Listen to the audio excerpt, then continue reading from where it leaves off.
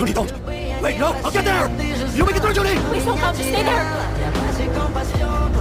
If you don't survive, my baby will die too. You said the most important thing. The saving my life.